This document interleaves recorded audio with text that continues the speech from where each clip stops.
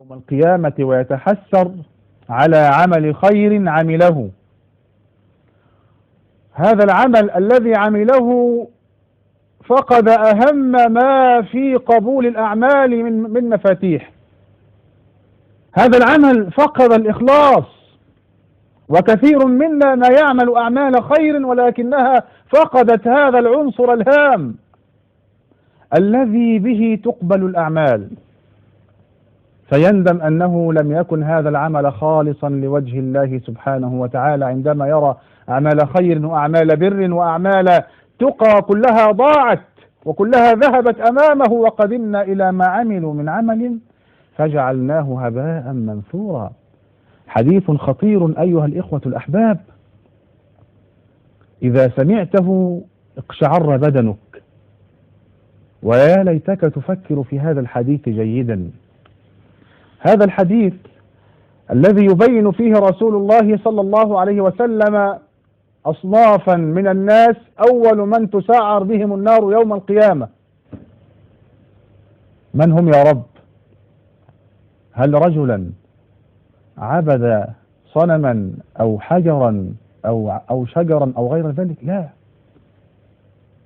إنما الذي تسعر بهم النار أو أول من تسعر بهم النار يوم القيامة أناس عملوا أعمالا فيما ترى للناس أعمال خير. رجل قتل في سبيل الله فيما يرى الناس، ورجل تعلم العلم وعلمه للناس، ورجل قرأ القرآن وأقرأه للناس، ورجل تصدق في وجوه الخير كلها ما ترك بابا إلا وتصدق فيه. طيب تعالوا بنا نشوف إيه هذا الموضوع. تعالوا بنا أيها الإخوة الأحباب لنسمع حديث رسول الله صلى الله عليه وسلم. يقول صلى الله عليه وسلم: أول من تسعر بهم النار يوم القيامة رجل قاتل فقتل. قاتل فقتل، فيأتي يوم القيامة فيعرفه الله نعمه عليه. نعمة الصحة ماذا عملت فيها؟ فيقول: يا رب لقد قاتلت في سبيلك حتى قتلت. الرجل دخل المعركة وقاتل في صفوف المسلمين فقتل، فيكلمه الله يوم القيامة: ماذا عملت بنعمة الصحة؟ فيقول: يا ربي لقد قاتلت فيك حتى قتلت. فيقول له الله: بل كذبت، إنك ما قاتلت إلا ليقال عنك إنك جريء وشجاع ومقدام، وقد قيل. ثم أمر به فيسحب على وجهه فيلقى في نار جهنم. هذا الرجل دخل في المعركة ولم يعلم أنه سيموت، وحظه السيء أنه مات، ولو يعلم أنه ذاهب لكي يلقى حتفه ما ذهب. تعجب أخي الحبيب، ذهب ليحصل على الغنيمة، ذهب ليختبئ ويهرب هنا أو هناك، ثم يعود مع الأبطال المنتصرين ويأخذ نيشانا ويأخذ مالا ومكافآت، ولكنه لحظه السيء أنه مات. ولو أنه مات شهيدا لقلنا لحظه الحسن ولحظه الطيب، ولكنه حظه سيء أن مات على هذه النية السيئة. لم يكن هذا العمل لله سبحانه وتعالى، فيؤمر به فيسحب على وجهه، تخيل، ثم يلقى في نار جهنم. والثاني رجل تعلم العلم وعلمه للناس، فيؤتى يوم القيامة فيعرفه الله نعمه عليه. ماذا عملت بنعمة العلم؟ عملت ايه؟ فيقول: يا ربي لقد تعلمت العلم وعلمته للناس ابتغاء وجهك وابتغاء مرضاتك. فيقول الله له: بل كذبت، إنما علمت العلم ليقال عالم، وقد قيل. نيته أن يشار عليه بالبنان، وقد قيل. ثم يؤمر به فيسحب على وجهه فيلقى في نار جهنم.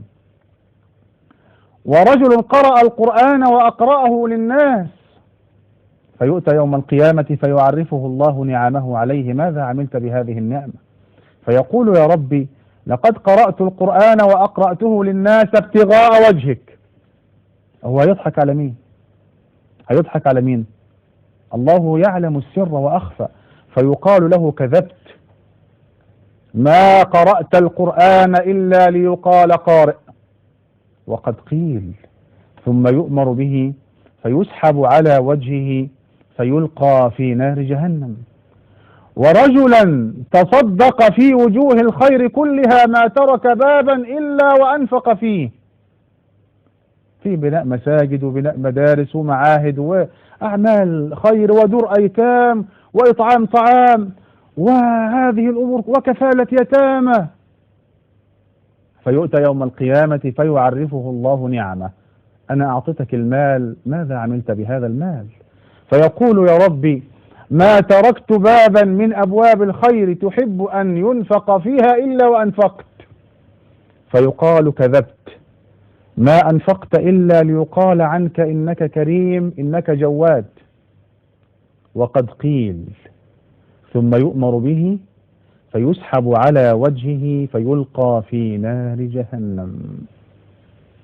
أحباب الحبيب محمد صلى الله عليه وسلم، كم من أناس، أو قل إن شئت كم من آلاف أو ملايين من الناس في وظائفهم الآن إذا غاب رئيس العمل لم يعملوا وناموا. تجد الموظف من هؤلاء يذهب متأخرا إلى عمله، ثم بعد ذلك عندما يصل إلى العمل ماذا يفعل؟ يشرب الشاي ويأكل الفطار ويأتي بالجورنال وهكذا حتى ينتهي نصف يومه من العمل. فإذا شعر أن رئيس العمل قد جاء قام وانتفض وجاء بأعمال أمامه وتحرك هنا وهناك، ويعني كلنا عارفين هذه الأشياء. إذا زار أحد المسؤولين أحد الأماكن البعيدة نجد استقبال، نجد أشجار توضع هنا وهناك، نجد شوارع تقم والنظافة هنا وهناك. أما إذا انصرف هذا المسؤول يعود كل شيء إلى ما كان عليه. كل هذه الأعمال إنما هي أعمال رياء وخوف من هذا المسؤول، وليس في قلوب هؤلاء خوف من رب الأرض والسماء. أنت خايف من الناس ومش خايف من ربنا، خايف من مديرك ومش خايف من ربنا. ده يعني أنت والمدير بعد فترة من الزمن ستكونان تحت الأرض. كثير من الناس يخشى الناس، والله أحق أن يخشاه هؤلاء. أحباب الحبيب محمد صلى الله عليه وسلم، إذا يندم الإنسان يوم القيامة على هذا العمل الذي فقد الإخلاص، والذي كان ينبغي أن يكون منهج كل واحد منا. قول الحق سبحانه وتعالى قل إن صلاتي ونسكي ومحياي ومماتي لله رب العالمين.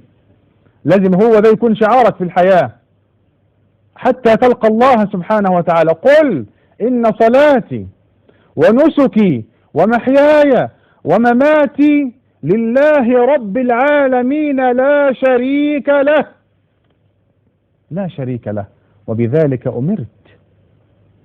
فتجعل صلاتك لله، تجعل زكاتك لله، تجعل أعمال العبادة كلها لله، تجعل حياتك كلها لله، ومحياي ومماتي، حتى موتك يكون لله، حتى موتك يكون على كلمة الإخلاص، على كلمة لا إله إلا الله محمد رسول الله. قل إن صلاتي ونسكي ومحياي ومماتي لله رب العالمين. أيها الإخوة المشاهدون، فهذا هو يوم الحسرة الذي يندم الإنسان يوم القيامة على عمل صالح عمله فيما يرى الناس، ولكنه لم يبتغى به وجه الله سبحانه وتعالى. ويندم أيضا على عمل صالح عمله ولكن ضاع ثوابه إلى أصحاب الحقوق، كما بين بذلك رسول الله صلى الله عليه وسلم عندما قال أتدرون من المفلس؟ قالوا الله ورسوله أعلم.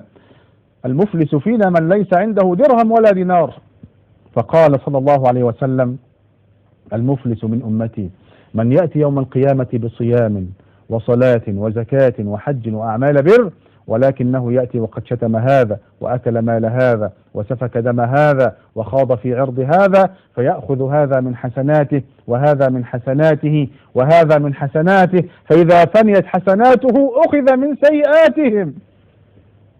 ده مصايب هتجيله من غيره، بلاوي غيره هتجيله هو. تخيل هذا المشهد العجيب، ان هذا الرجل كان هيخش الجنة خلاص، اهو كان من اهل الجنة واعماله اعمال خير، ولكنه قبل ان ينصرف الى الجنة ما زال عليه ديون، شتم هذا واكل مال هذا وسفك دم هذا. هذا الرجل كان يصلي ويزكي ويصوم ويحج، ولكن من الناحية الثانية عمال يضيع هذا الثواب. فيأخذون